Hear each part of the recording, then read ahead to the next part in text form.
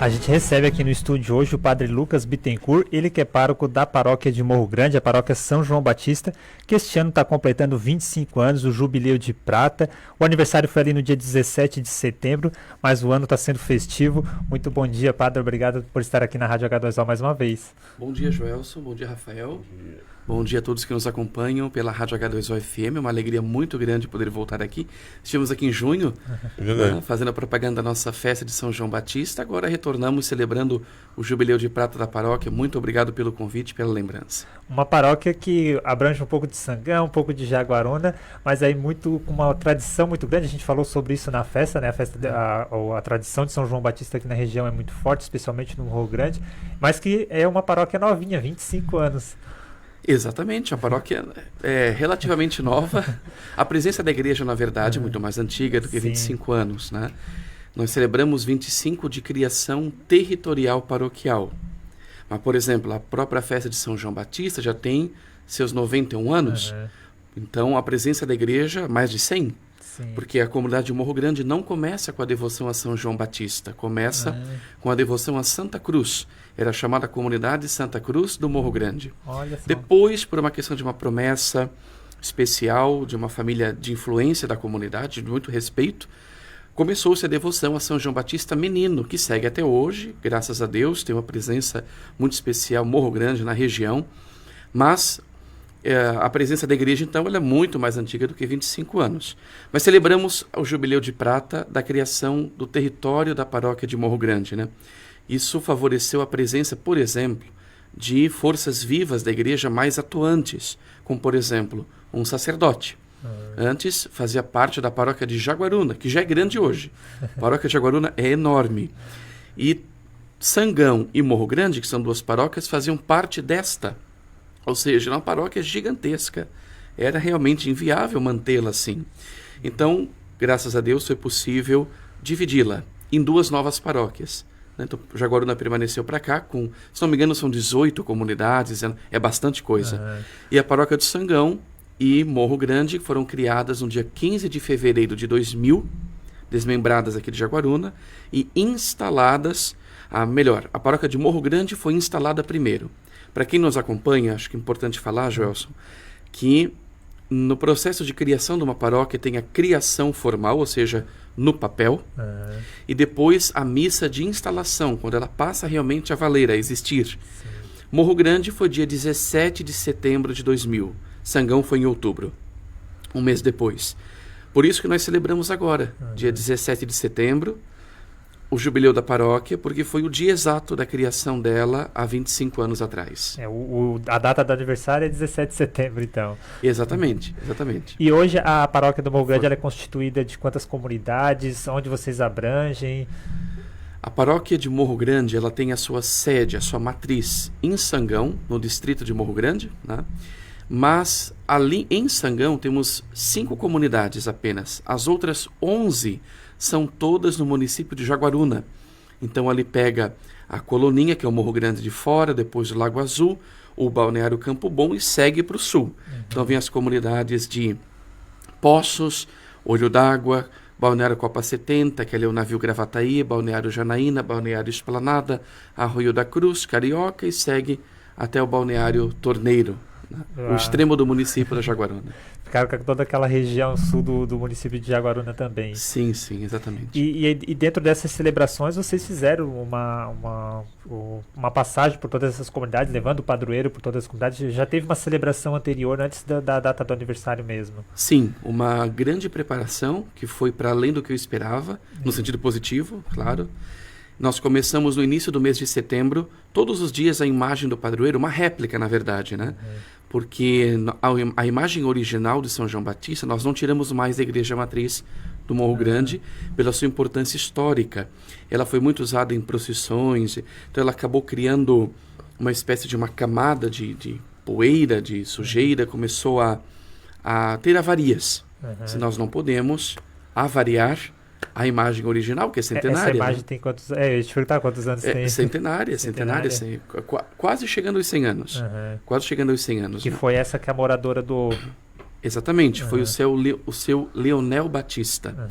Ele é natural de São Joaquim e veio morar na região de Morro Grande. Era uma família com condições, e o filhinho dele, que se chamava João Batista, ainda pequenininho, acabou falecendo. E ali ele começou ele fez uma promessa, na verdade, a partir da Páscoa do filho dele, ele fez uma promessa de cultivar a devoção a João Batista, resumindo a história. Tá? E ali a comunidade abraçou muito bem isso, não foi uma imposição. A comunidade abraçou essa ideia, criou um carinho pela pessoa de João Batista, pela devoção ao santo, cultivou isso, e aí começou toda a história. Veio a imagem que ele mesmo comprou na época. Para se comprar uma imagem era muito difícil, né? No mínimo Rio de Janeiro ou Salvador, que era quem produzia imagens, no mínimo, para não dizer de fora talvez. Era muito complicado, né? Início do século XX. Então, ele fez essa gentileza de financiar muitas coisas na comunidade.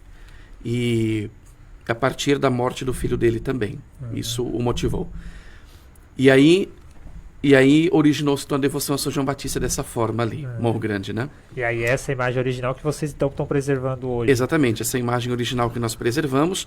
Nós ganhamos ano passado uma réplica da imagem, praticamente idêntica, né? Idêntica, foi muito bem realizada. E nós então utilizamos essa imagem hoje para peregrinar pela paróquia, em procissões e quermesses. Essa imagem nós levamos então de comunidade em comunidade, todos os dias ia para uma comunidade, tinha uma missa e depois tinha uma partilha, uma confraternização no salão paroquial.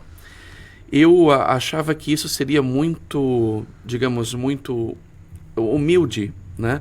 Mas foi para além do que nós imaginávamos, né? Foi a participação massiva das pessoas.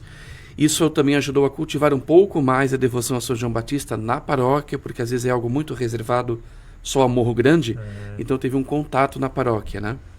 Como um todo. E isso motivou, inclusive, as pessoas a virem à celebração no dia 17. Por isso, dia 17 era uma quarta-feira, pensei assim, poxa vida, quarta-feira, né? Dia de semana. Nós optamos por fazer no exato dia do aniversário, por isso não foi final de semana, foi dia 17 de setembro, quarta-feira. Pensei, todo mundo trabalha, cansado, no meio da semana, não, mas vai estar eu, São João Batista, mais uns 3 gatos pingados lá. E foi uma surpresa contrária. Né? Foram centenas de pessoas. A Igreja Matriz não suportou a quantidade. Ela não é tão grande, mas também não é pequena. Né? Não suportou a quantidade e foi uma celebração muito bonita. Os padres que já trabalharam na paróquia estiveram conosco. Faço questão de lembrá-los? Posso? Claro, eu até ia te perguntar quantos padres já passaram por Ótimo. lá. Paróquia de Morro Grande, ela começou com o padre Rafael Schlickmann. Ele começou as 2 paróquias ao mesmo tempo. Sangão, Morro Grande. Depois, ele ficou 1 ano em Morro Grande, depois passou para o irmão dele, padre Nilo Schlickmann. Literalmente o irmão, de sangue. Depois do padre Nilo Schlickmann, veio o padre Luiz Carlos, que hoje também já não exerce mais o ministério, mas foi o padre que mais ficou ali até agora, acho que foi uns 8 anos, mais ou menos. Depois veio o padre Márcio Martins, ficou 1 ano. Padre Adelino de Souza, ficou 6 anos. Depois o padre Aloísio Jochen, durante o tempo da pandemia. Depois veio o irmão dele, padre José Jochen, que faleceu na paróquia. De uma surpresa para todos, só para Deus que não, para o resto, abaixo de Deus, todo mundo, né? Porque realmente ele era dotado de uma boa saúde, né? De repente, um AVC e o levou. E aí veio o padre Domingos Origon, que ficou um tempo ali na transição entre a morte dele e a minha chegada, né? E aí chegou este pobre servo que vos fala, e depois o padre Nivaldo no passado, padre Nivaldo Tcheron, no 3 de maio, passou a nos ajudar em alguns dias do mês. Você então chegou quando? Eu cheguei na paróquia dia 5 de fevereiro de 2023. 23 já foi tá mais de 2 anos ali. Sim, mais de 2 anos. E passou muito rápido, né? Passou muito rápido. O padre estava onde antes de vir para Catedral de Tubarão. Na Catedral de Tubarão. Isso, eu trabalhava lá. E não tinha planos de sair, eu digo assim. Mas funciona o esquema, né? O sistema funciona assim mesmo, né? Não existe carreira na igreja. Se alguém tenta fazer, coitado, não existe, né? É sempre um caminho de constantes surpresas. Então eu estava na catedral, tinha, digamos, entre aspas, bem grandes, um projeto de ficar mais 1, 2 anos, não pessoal, digo assim, do conjunto. Tá? Mas aí o Padre José faleceu, e agora? Quem vai para lá? Padre Domingos só poderia ficar 3 meses, ficou aquela dúvida, até que um dia me chamaram, me convidaram, eu disse, claro, vamos lá. E foi aí que eu cheguei em Morro Grande. Mas você foi ordenado há pouco tempo também, né? É a sua primeira paróquia? Com pároco, sim. Eu fui, já é a terceira como padre, mas como pároco a primeira. Eu fui ordenado dia 24, padre, né? Diácono, dia 5 de dezembro de 2020, na Catedral de Tubarão, e padre 24 de abril de 2021 em Oficinas. Nossa, foi ordenado diácono bem no meio da pandemia. Assim, E padre. E padre. As duas, porque foram ordenações assim bem atípicas do que se está acostumado. Né? Porque é aquela questão de escolher, praticamente escolher pessoas para estarem presentes não era aberto. Tinha aquela questão de distância, máscara, tem um número X para fazer parte, não pode ser todo mundo. Era 20, 25% da capacidade da igreja. E aí foi bem diferente do que... Nossa geralmente Senhora. a ordenação tem uma presença na diocese, né? Eu e outro padre, o padre Judá, meu colega, nós dois somos ordenados ali, bem no meio da pandemia. E foram ordenações assim bem atípicas, né? Poucas pessoas... menos padres do que o comum, que os padres idosos, enfermos, não podiam participar. Né? Uma multidão acompanhava pelas redes sociais, mas presencialmente foi bem diferente. Fui ordenado ali, depois trabalhei em Humaitá, Tubarão, Catedral, e de lá, Morro Grande. É interessante a gente relembrar um pouco isso, porque muita gente acreditava que tudo fosse mudar depois da pandemia e que talvez muitas coisas não voltassem ao presencial. As igrejas voltaram, né? As igrejas, passou o tempo, o ser humano sente falta dessa busca, sente falta de estar com os seus em oração, enfim, as igrejas movimentaram. A gente sabe que hoje existe como dar um atendimento às pessoas online, mas a igreja voltou a ter sua presença, né? Exatamente, não somente a igreja católica, né? Até porque, Rafael, toda a pandemia, isso não é a primeira vez, né? As outras experiências pandêmicas da humanidade sempre aceleraram processos, sempre. Então aquilo que já vinha acontecendo, se transformando, se encaminhando a pandemia, ela acelerava. Né? Dessa vez não foi diferente. Então nós estávamos diante de uma crise de identidade humana, uma crise moral, que ela foi reforçada pela pandemia. E, portanto, digamos, a busca por uma resposta também se intensificou. Ao mesmo, claro, geralmente essas coisas acontecem de forma conjunta, né? Diante de uma crise, a pessoa busca. Na vida pessoal isso acontece. Estou numa crise, eu começo a procurar me agarrar em algum lugar. Né? E isso também somou nessa experiência de pandemia. Então, diante de uma crise, nós acompanhamos aí nas redes sociais hoje, principalmente, eu acho que a rede que dá para medir a febre, na minha opinião pessoal, né? É principalmente o Twitter, o antigo Twitter, o X, hoje, né? O X. Ali há uma presença maior das opiniões pessoais, não é tanto imagem como o Instagram, e não é tanto já mais velhos tempos como o Facebook, né? Mas o Twitter, o antigo Twitter, né? Ele tem uma presença, dá para sentir o que a humanidade está enfrentando ali. Ali dá para sentir.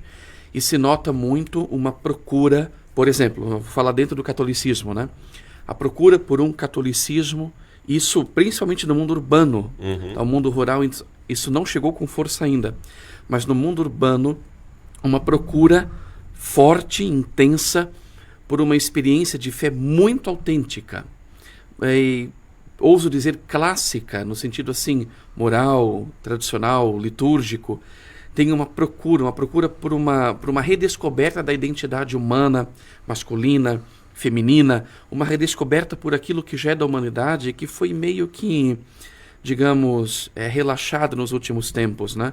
Ou criou-se uma confusão em cima desses conceitos, dessas identidades, e há uma procura grande por uma redescoberta de tudo isso. Então, ouso dizer aquilo que também um padre americano falava, porque nos Estados Unidos a Igreja Católica cresce demais. E o padre americano falava, esqueci o nome dele agora, mas o que ele disse não me fugiu.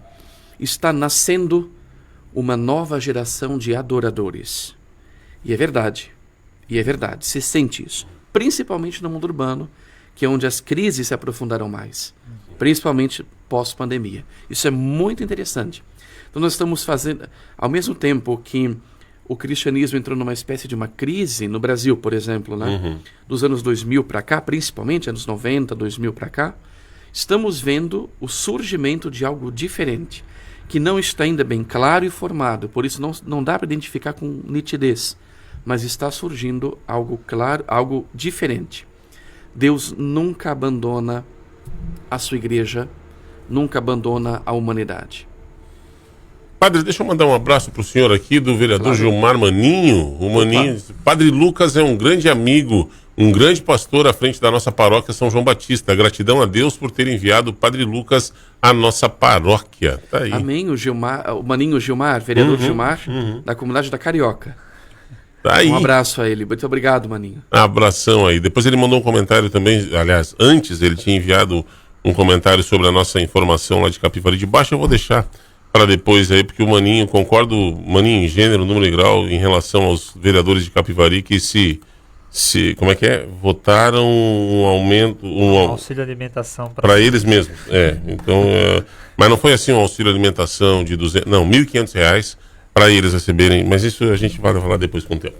Padre, nosso tempo está explodido aqui, mas a gente não quer deixar, caso tenha algum recado importante que o senhor queira comentar, por favor, fique à vontade. Só gostaria de, primeiro, agradecer a oportunidade de mais uma vez estar aqui na Rádio H2O. Muito obrigado pela lembrança, gentileza. E deixar o meu abraço à minha paróquia, Morro Grande. Tem muitos ouvintes de lá, da Rádio H2O, Morro Grande. Quero deixar um abraço a todos. Sou feliz por estar lá, celebrando esse momento, 25 anos de criação e instalação da paróquia. Imagino, em um ano nós fazemos tantas coisas, então imagino em 25, quantas missas, celebrações, acolhidas, palavras de conforto, quantas eucaristias, quantas crismas, batismos, matrimônios e tanto trabalho pastoral. É um momento de uma grande ação de graças a Deus por tudo que Ele nos dá, nos deu. Então deixo o meu abraço, a minha bênção à nossa querida paróquia de Morro Grande. Mais uma vez, muito obrigado. Tem mais algumas celebrações previstas ou é a questão do jubileu ali, se encerrou a festa ali Não tem mais. Só foi praticamente quase 20 dias, quase um mês de celebrações, né? Tá bom já, tá ótimo. Tá bom. Mas o ano continua especial ali dos 25 anos. Continua. O trabalho também não parou, continua intenso e vai. A nossa paróquia também tem eleitoral, como aqui, né? Então não para. Janeiro, fevereiro é a mesma coisa também. Só antes da gente encerrar, a São João Batista, que a gente falou isso quando vocês vieram divulgar a festa, que aí a paróquia tem essa festa tradicional, mais de 90 anos, que é uma festa tradicional em toda a região também, né? Que aí é o padroeiro de toda a paróquia. Exatamente. Que foi esse ano, fizeram um balanço positivo da festa desse ano. Sim, excelente. Não somente resultado financeiro, a nossa paróquia ela não arrecada o suficiente para se manter dentro de um ano. Ela não arrecada. Então ela depende da festa de São João Batista. É muito importante, né, financeiramente falando. Então foi uma boa arrecadação, um bom resultado, fruto de muito trabalho mesmo. Lembro os festeiros que estavam aqui aquela vez, né? Essa gente se doou, mas se doou mesmo, trabalharam muito. Aliás, mais uma vez, nosso reconhecimento, nossa gratidão a eles, né? Mas não somente, a própria presença das pessoas na festa foi muito positivo mais uma vez. Não choveu, não estava muito calor, nem muito frio. Estava um clima muito agradável, muito propício. A fogueira acendeu esse ano. Ano passado nos deu um baita de um susto, porque ela custou acender, né? Queimou tudo quanto era foguete que tinha para queimar e não acendia. Foi acender 10, 15 minutos depois. Mas esse ano foi, graças a Deus, foi tudo muito bom, perfeito. E louvado bom. Seja Deus por isso. Padre Lucas, bem-vindo. Um abraço para fechar, dona Edna Laurindo. Padre Lucas, o senhor é uma bênção em nossas vidas, muito obrigada. A Juscelia Rocha também manda um amém aqui, agradecendo pela sua bênção. Obrigado, padre, bem-vindo sempre, uma alegria receber o senhor aqui. Obrigado, Rafael, é um prazer sempre estar aqui. Deus abençoe.